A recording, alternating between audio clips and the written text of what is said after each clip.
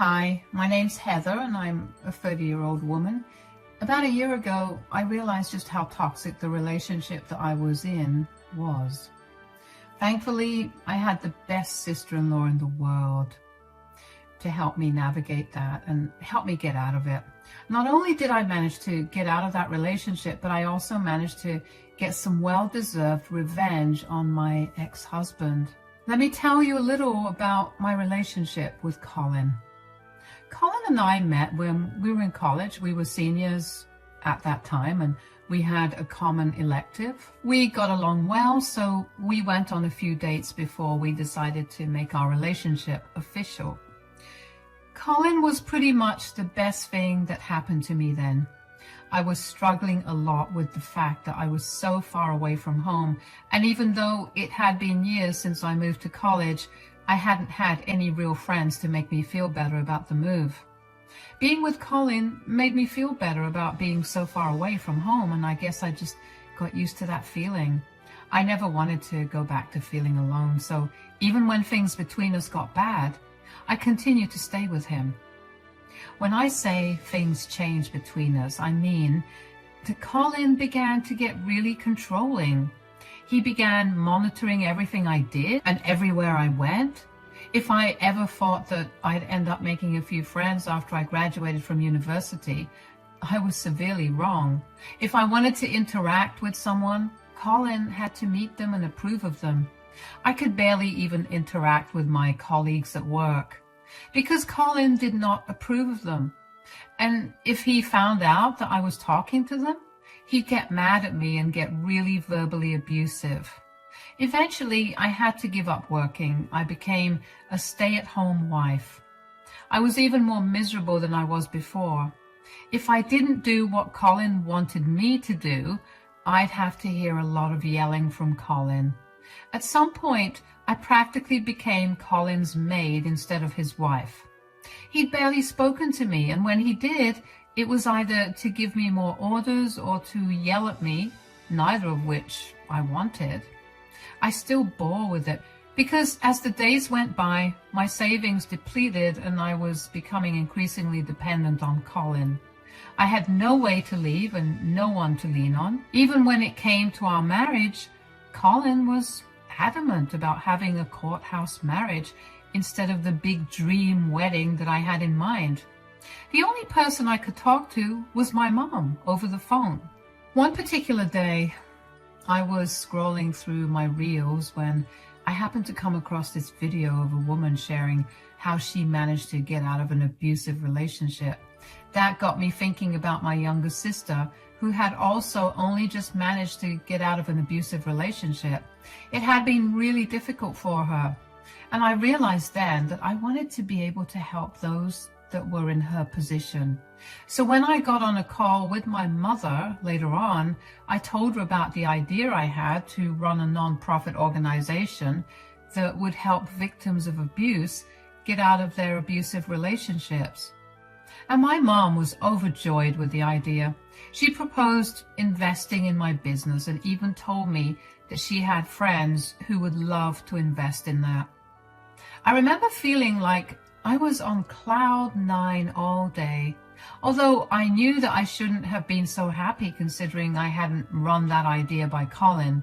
However, it turned out that Colin had overheard my conversation with my mom, and the next day he brought it up with me.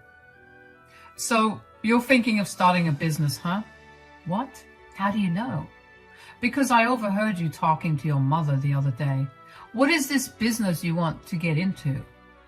I was watching my reels the other day, and there was this lady who was sharing how she struggled to get out of a very abusive relationship, and that got me thinking about my past relationships. You know how my sister had also been in an abusive relationship. I literally do not care about that. Could you just skip to what the business you want to start is about? That's what I'm trying to tell you, though. I wanted to start a business that would help victims of abuse to get out of their situations. So what? You're going to have them pay you? What? No, if they had the means to get out of those relationships, they definitely would have. I want to provide them with services for free. It'll be a non-profit organization of sorts. Huh. Then what's the point of the business if you're not going to earn anything from it? The point? Are you not listening to me? The point is to help those in need. I want to be able to do good for others. And who's going to help you start the business? My mom said that she would help, along with some of her friends who would love to invest in my business. So you thought you could just start this racket without me? It was not an entirely concrete idea yet. I want a part in this business. What? Why? Why not? Sure, I'll earn nothing from it, but at least I'll grow a good reputation through it. I mean, I have a good enough reputation now, but this will boost it up really nicely. I don't think it'll be right for you to join. Oh, why? Do you think that I'm not capable of running a business? No. Oh, so then you think I'm abusive? Is that it? Do you think that? God, no. I just don't think you should join something this serious because you want a better reputation or for fame. This is serious work, and you'll be dealing with things that will emotionally and psychologically drain you. That's just a roundabout way of saying that you think I'm a weak jerk. That was not it. I don't want to hear any more of your nonsense. I'm joining this business with you. Consider it your apology for not letting me know about this idea beforehand. And don't even try to get smart with me about it. If you want your business to prosper, you know I have all the right contacts for it. If you try to screw me over, I will make sure that your business will fail and that your name will be tarnished. So am I going to be a part of the business with you? Yeah, of course. I cannot even begin to tell you how upset I was with Colin for involving himself in my plan. I knew that having Colin involved would mean that my idea would definitely take off, but it would come at the steep price of not having any form of independence at all. I didn't want that, but I couldn't give up on the idea of being able to help those in need. Over the next few months, Colin and I began developing a solid plan to start our business. Colin came from an affluent family, so that meant that he had a lot of connections within the city. We managed to get our business up and running pretty quickly. My mom and her friends did as they promised and invested quite a bit in the business, and before I knew it, the company began to grow rapidly. Nothing brought me greater joy than being able to help so many people in need. As the company grew, we began to employ more people, which meant that Colin and I weren't handling everyone that came to us. I began to notice how a lot of people who worked with Colin began to shy away from our services, so I'd always swoop in and regain their trust. I tried to talk to Colin about it, but he would never want to listen to me. Eventually, I ended up picking up after Colin's work while juggling my own. Of course, I had no problem with that, because all I cared about was helping those in need. But I made sure to keep records of everything I was doing. Even though we were working really hard at the company, we were not earning any money out of it. That meant that Colin still worked his regular 9-to-5 job. Although being a part of the company earned him a lot more credit in his company, and he was given a raise which allowed him to work fewer hours so he could focus on helping various victims through our company. Even so, Colin would come home exhausted every day. One particular day, I had a tough day at work, and I was in no mood to cook a meal for the both of us. When Colin got back home, he was not happy about it. I'm back home. How was work? Don't even ask. Is dinner ready? No. I got back home only half an hour ago. Today was so exhausting, and I don't think I can cook. So you just didn't cook dinner? Yeah, I figured we could order takeout and just relax a little while. You made that decision all by yourself? Do you not care about my opinions? Did you not think that all I wanted was to come back home to a fresh, hot meal instead of some fried garbage from outside? Why are you pulling on my hair? Stop. It was just today. I will not let you disrespect me like this. Who told you that you could decide what I wanted to eat? Your job as my wife is to cook all my meals for me. Why would I have married an ugly, disgusting woman otherwise? Let go of me. If you don't, I'll tell everyone what you're like. And with the field you're working in with me, you'll get torn to shreds. Oh, is that the game you want to play? Why do you think I'm so comfortable treating you the way you deserve to be treated? Because I know that nobody can touch me. Oh, please. One word from me and one word from you. Ha, please. Do you know how long I've pretended to be a feminist and a woke guy? Everyone adores me because of it. I'm the reason your stupid business is thriving. If you even try to tell everyone about this, I'll be sure to twist everything you've said to make it seem like you're some crazy, jealous, psychopathic person. Don't even try to test me. Why did you even choose to work with victims of abuse? Do you not care about how you treat me when you've seen firsthand what it does to people? All of those people probably deserved it anyway. This is just some scheme for me to build a better reputation. So you should learn how to stay in your lane. I'm going to go over to my mom's place where she'll have some actual food for me. I'm letting you off easy this time, but if you try to pull this on me next time, I'll make sure to throw you out of the house. I remember feeling this deep sense of disgust when I heard what Colin had to say about his views on those who came to us for help. I remember wanting to do nothing but ruin Colin's life, but I had no power to do it. Every day I lived in fear that Colin would try to throw me off the company, even though I knew that there was no legal way for him to do it. Even if I wanted to expose him, I was scared that I would have nowhere to go if he actually acted on his words. So I kept my mouth shut and let him carry on. As time passed, Colin's fame only grew. Everyone in our city knew him, and those who already knew him only seemed to love him more. I felt bitter that only I knew his true image and that I could not bring myself to admire him. His mother especially was the most proud of Colin. We would go over to her place once a month for dinner. One time during the middle of winter, she had called us over to her place for dinner. It was snowing and the weather app said that it was going to storm harder. So while we were driving over to my mother-in-law's place, I cautiously told Colin to hurry up a little. I hate to be like this, but you're going to have to speed up a little or we're going to get caught up in the snowstorm. Ugh, do you ever just shut up? There's no need for you to be so rude.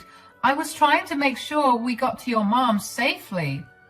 Do you honestly think I'm stupid? What? What does that have to do with anything? It has everything to do with this. You always tell me things that are so blatantly obvious, like you think I have no idea what I'm doing, so you feel the need to point it out to me. Well, I'm sorry I came across that way, but I literally told you to speed up in the gentlest way possible. I didn't mean to offend you. I just happened to look at my phone and the weather app said that it would start storming harder in half an hour. Do you think I can't see that? Okay, I'm sorry. No. No? Why are you pulling over? Because you need to learn a lesson. Huh? What are you talking about? I'm tired of you thinking that you're better than me. I have never once tried to make you feel that way.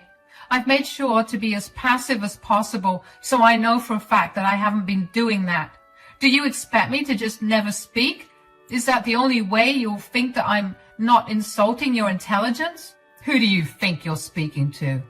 You know very well that you're not allowed to speak to me this way. Why do I have to be careful with the way I speak to you? I'm just really frustrated, Colin. Why do you always take everything I say as an insult to you or your personality? I've had more than enough of you. You need to get out of the car. What? It's literally storming outside. There's no way I'm getting out of this car. You're upset, and so am I. Just drive carefully, and we can figure this out at your mom's place. I am not taking an ungrateful, rude brat to my mother's house. You need to learn a good lesson so you can be put in your place, and this is me teaching you that. You think my lesson is to freeze in the snow? Absolutely. Get out of my car. No way. I'm sitting here. You can either drive or we'll just sit here on the side of the road until the storm blows over. I'm not letting that happen. Why are you getting out of the car? Come back. Colin trudged over to my side, threw my door open, grabbed my arm and yanked me out of the car. I was shocked, and before I could even react, he got back in the car and drove off. Once I recovered from the shock, I realized that I had my phone on me, so I could try to contact him. However, my phone was dead. I was in the middle of nowhere, in the middle of a storm, with no help for miles. All the dread and anxiety I felt slowly settled into acceptance of my fate. I made myself comfortable by the side of the highway and waited to see how long I would last there. I stared at nothing for almost an hour before someone walked up to me. Excuse me, are you all right? Not really. Heather? Daniela? What are you doing here? It's snowing like crazy. Why are you out in the middle of nowhere? Where's Colin? There's a funny story regarding that. Where is Colin? Tell me that first. He's at your mom's place, I'm guessing. So why are you here? Well, he left me here. What? What do you mean? We got into a pointless argument in the car. Colin got mad and decided he needed to teach me a lesson to put me in my place. What? What are you saying? Isn't Colin really passionate about treating women equally and with respect? That apparently applies to every woman but his own wife. Wait, so this has been going on for a while. I'm so sorry. I sound a little stupid right now, but this is a little mind-blowing to me. No, I get it. I see what he does on a daily basis at work, so even I would be shocked to hear that this was his real side. But yes, he's been this way since the start, really. Then why would he want to co-own the business you two have? I mean, you only started the business because you were passionate about helping women and other victims of abuse. If Colin was abusive himself, why would he want to be a part of something that's directly opposite to his values and personality? He wanted the fame and respect. Yeah, that's really embarrassing to admit out loud, but that's the truth. My God, he's disgusting. I'm not trying to victim blame or anything, but why did you never say anything about it? I would have supported you in a heartbeat, and I'm sure Mom and Dad would have too. I don't know. I would threaten Colin by telling him that I would expose him, but he would laugh in my face and tell me that he spent his entire life rebuilding a reputation around being for women, so no one would believe my claims. He told me that if I ever did something like that, he would twist my words and tell everyone that I was a jealous psychopath. And since he had a better reputation, everyone would believe him. I guess I was just too scared. My God, that's so ironic considering this is exactly what I help people with. Hey, don't be so hard on yourself. If all the heroes are busy saving everyone, who's saving the heroes? I'm hardly a hero. You're definitely a hero to the thousands of lives you've saved through your work. It's only a pity that Colin happened to be a part of it. But you have nothing to worry about. I'm going to help you get away from him without losing anything. What do you mean? What I'm saying is that we're going to teach Colin a lesson in respect, and we're going to put him in his place for being an abusive jerk. We're going to tell everyone about his true colors and let them deal with him. So you have your hands clean and you'll also have your business. I don't know. Look, I know this is hard for you to digest because Colin is your business partner and your husband, but he's also my brother. Other than being his sister, I'm also a woman, and you can't even begin to imagine the mix of emotions I'm feeling about things Colin has done to you. But mostly I feel angry, like pure unbridled rage. I want nothing but justice for you, so please let me help you out. I really appreciate your help, Daniela, but I have no idea what to do or where to begin. Don't worry about that. I'll take care of it. For now, let's get you to the hospital to make sure you didn't catch anything or get hurt. And then we'll go back to my place. But your mom's dinner. Don't worry. I'll tell her I have some emergency meeting, so I can't make it. Come on, let's get going. I remember feeling pretty disoriented partway through the conversation, so I was more than glad to follow Daniela back into her car, where she gradually turned the heat up to help me feel better. We got to the hospital pretty quickly, but other than a tinge of hypothermia, which was easily fixed with a little heat, I was completely okay. After that, Daniela took me back to her place where she had me produce file after file of my work in the company. She asked me if I had any proof of Colin's abuse, and since there are security cameras all over the company, I had tons of evidence. Daniela told me that she had a friend who was desperate for a big cover story at the journalist firm he was working at, so she would give him the information on Colin. I was very nervous about what would happen to Colin, but at the same time, I couldn't help but feel excited to see how he would react. While I waited for Colin to figure out what happened, Daniela offered me her place to stay until I found a place of my own to live. I didn't have to wait long for Colin to find out what happened because he called me the very next day. Turns out the news made big headlines. Colin had been a beloved figure in the city, so the claim, along with the proof of his behavior, was enough to ruin Colin's reputation. When I picked up Colin's call, he immediately started the conversation off with yelling. "What did you do?" "Hello, Colin. I'm doing pretty good. What about you?" "I don't have time for your stupid sarcasm, Heather. Did you feed the press a bunch of lies about me?" "I have no idea what you're talking about." "Don't even try to play with me. You're the only one who knew that I had said all those things." "So, everything the news is covering isn't lies?" "Don't be a smart aleck with me right now. Why would you do something so horrifying to me?" "You've been horrible to me for the entirety of our marriage. You joined my company because you wanted to profit off of it. I feel like you've done way more horrifying things than this." "Profit?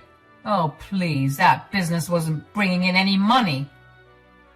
"Yes, that was the point. But you didn't join for the money. You joined to get recognized and gain the respect of everyone in our city. Even though you saw all the horrifying things that people have gone through at the hands of their abusers, you still treated me like I was a piece of trash. Did it never occur to you that fame is a double-edged sword? So you think just because I have some fame now, you can throw around some baseless accusations against me to bring me down? Do you even know how hard I work to build up the reputation I have? I can sue you for defamation." "Wait, do you even know what the word defamation means?" "You don't have to dumb things down for me. And I did not do anything against you, Colin. Everything being said in the news is not baseless. If you, maybe, paid a little more attention to what they were showing on the TV, you'd see text screenshots and audio recordings of all the nasty, degrading things you've said to me. That reputation you worked so hard to build is non-existent now. You can try to sue me, but you have to prove that I approached the press with the claims against you. And even if you do, you have to prove that the evidence against you is also false." "You think I can't do that? I'll hire the best lawyers in all America if I have to." "Oh, you could definitely do that, but in that time, I'll have divorced you. You will have been kicked off the company and your reputation will be so tarnished that it'll be a while before you'll be able to bounce back to where you are now." "You stupid pig. You did all of this just because I threw you out of my car yesterday." "No, I was just trying to teach you a lesson so I could put you in your place. All the best with the future, Colin." "This conversation is not over." "Bye, Colin." Cutting the call on Colin never felt so good as it did that day. Colin tried to call me back over and over again after that, but I refused to answer his calls. Instead, I just watched as the media tore him apart. Suddenly, more people began coming forward and telling their stories of their questionable experiences with Colin. Apparently, he'd been very rash and rude with a lot of people who had come to us for help. And the only reason they accepted our help was because I was there to sort things out. And I treated them right. Colin's reputation in our city went downhill really fast after that. Everybody knew of him and his deeds. He got what he wanted the most, fame and attention, but all for the wrong reasons. The board of directors at my company decided we needed to let Colin go, and Colin's other company ended up letting him go as well. Given his new reputation, he was definitely not going to be able to get a job in our city anytime soon. Colin was obviously very, very angry about everything that happened, but I blocked him, so I didn't have to know anything about his anger. I continued to stay with Daniela, who helped me find a good lawyer to file my divorce with. Colin eventually figured out that Daniela had been helping me, and he raced over to her place to give her a piece of his mind. He found me there, but thankfully Daniela quickly shut the door on him before he could step foot in the house. The look in his eyes was genuinely terrifying, so I'm glad that Daniela acted quickly. However, just because Daniela stopped him that day, it didn't mean that Colin was going to leave me alone in general. Colin tried his best to get in contact with me every single day. Every time he saw me, he would run over to me and get in my face before yelling all sorts of profanities in my face and telling me how I had ruined his life. It got to a point where I couldn't leave my house without worrying for my safety. After a lot of consideration and deliberation, my lawyer and I filed for a restraining order during the course of the divorce. Thankfully, that stopped Colin from harassing me constantly. The divorce was difficult, to say the least. Colin tried to sue me for defamation, but like I said, I had no contact with the media, and I did nothing to sabotage his reputation.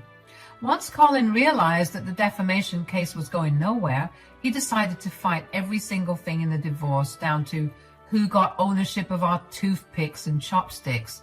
I made sure I got what I needed and what was rightfully mine, but for the rest, I just let him take it.